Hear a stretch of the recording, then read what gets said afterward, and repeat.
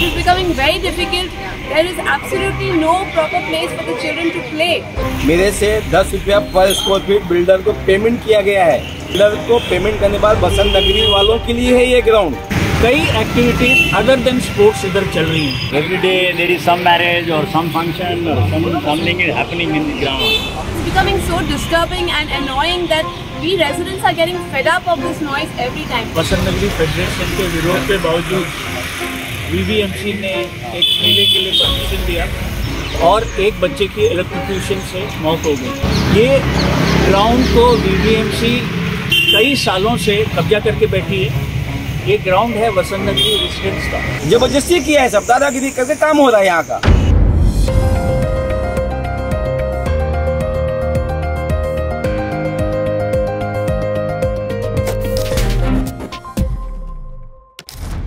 नमस्कार, मी ॲडव्होकेट अनिल मोहन चव्हाण।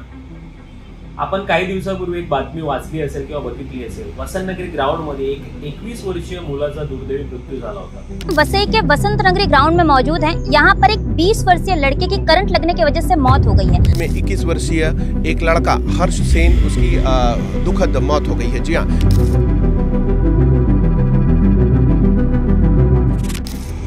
ह्या बसंत नगरी ग्राउंड मध्ये अनेक वर्षांपासून लग्न समारंभ असू द्या, मेळे असू द्या, कुठल्याही इतर ज्या सभा असू द्या, कार्यक्रम असू द्या, यासाठी हा ग्राउंड महानगरपालिका देत होती आणि त्याच्यातून पैसे कमवत होती। आम्ही काही वर्षांपासून महानगरपालिकेला सांगत आलो होतो की या बसंत नगरी ग्राउंड मध्ये हे ग्राउंड मुलांना खेळायला ठेवा, परंतु महानगरपालिका काही न ऐकता आपल्या आर्थिक फायद्यासाठी हे ग्राउंड भाड्यावरती देत होती।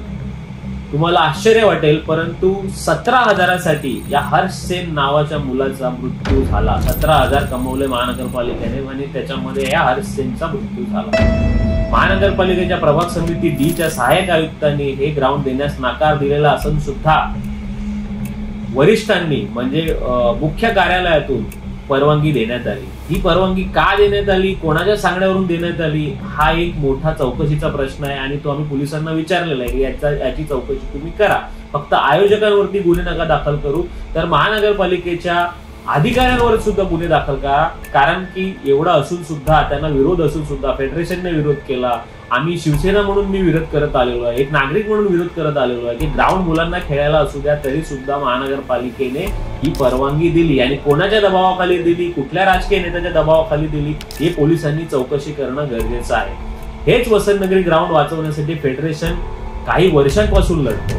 हे मी बसंत नगरीचा रहिवासी आहे व हे जे बसंत नगरीचं ग्राउंड आहे हे बसंत नगरीच्या रहिवाशांकरता बिल्डरने दिलेलं होतं, परंतु महानगरपालिकेने त्या बिल्डरशी साठवलोटा करून ते ग्राउंड आपल्या घशात टाकलं। हे अत्यंत चुकी आहे आणि याची केस फेडरेशनने वसई कोर्टामध्ये टाकलेली आहे। कोर्टात त्याचा दावा सुरू आहे, त्याचा निकाल पण काही दिवसात काही याच्यात येईलच। परंतु एक गोष्ट इथे सांगावीशी वाटते, एक गोष्टीचा खंत वाटते की ही जी लढाई काही वर्षांपासून सुरू होती की बसंत नगरी ग्राउंड मोकळा करा, मुलांना खेळायला द्या, ह्या गोष्टीसाठी एका हर्ष सेन नावाच्या मुलाचा बळी महानगरपालिकेने घेतला। हा बळीच सांगेन, कारण हा बळी आहे, हा खून आहे। आज FIR दाखल झालेला असला तरी हा खूनच आहे, हा महानगरपालिकेने केलेला खून आहे। आयोजकांवर तर गुन्हे दाखल केले, पण अधिकाऱ्यांवरती महानगरपालिका गुन्हा कधी दाखल करणार? कुठल्या राजकीय नेत्याने मोठ्या कमिशनरला फोन करून ते ग्राउंड देण्यासाठी भाग पडला, जबरदस्ती केली, त्याची सुद्धा चौकशी होऊन त्यांच्यावर सुद्धा कारवाई होणे गरजेचं आहे। ये बसंत नगरी ग्राउंड हम लोग यहाँ रहने के लिए जब भी से आए, हम लोग अग्रीमेंट सेट बिल्डर से हमने मेरे से 10 रुपया पर स्क्वायर फीट बिल्डर को पेमेंट किया गया है और ये बिल्डर को पेमेंट करने के बाद बसंत नगरी वालों के लिए है ये ग्राउंड, ना कि BMC वालों के लिए है।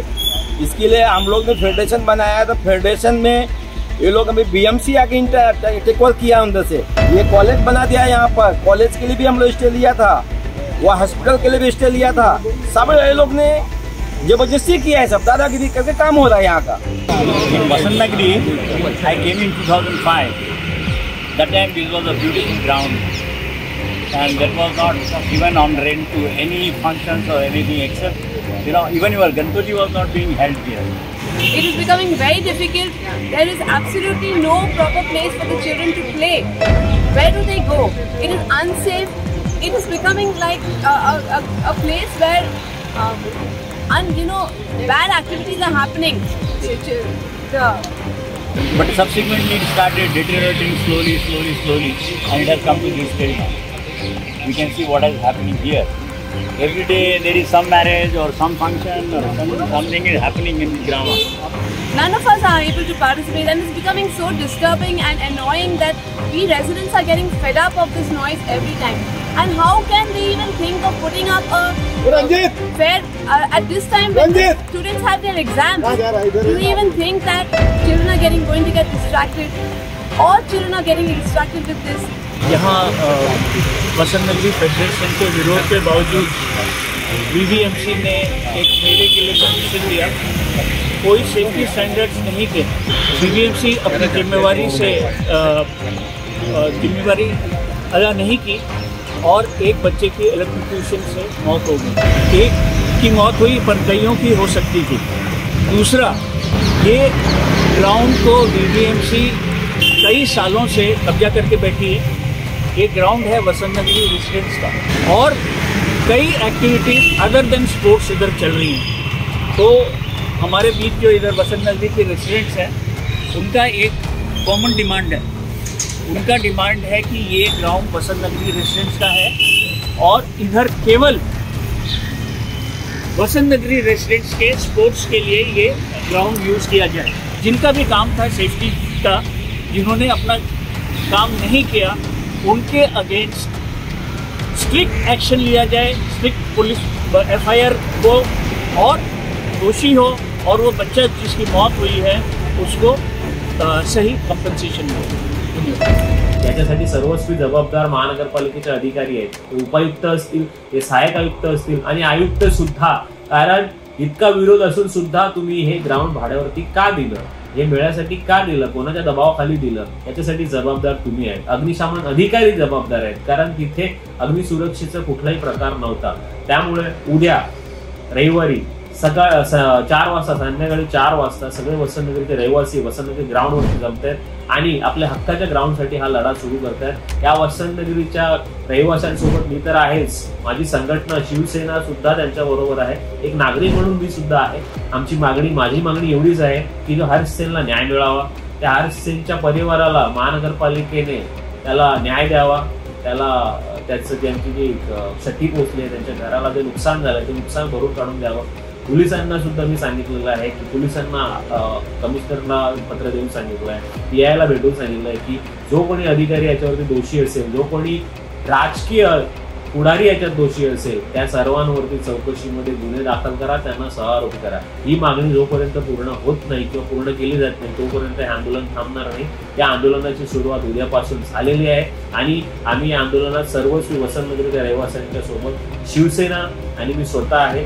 तर जोपर्यंत हे गुन्हे दाखल होत नाही तोपर्यंत आमचा लढा सुरूच राहणार।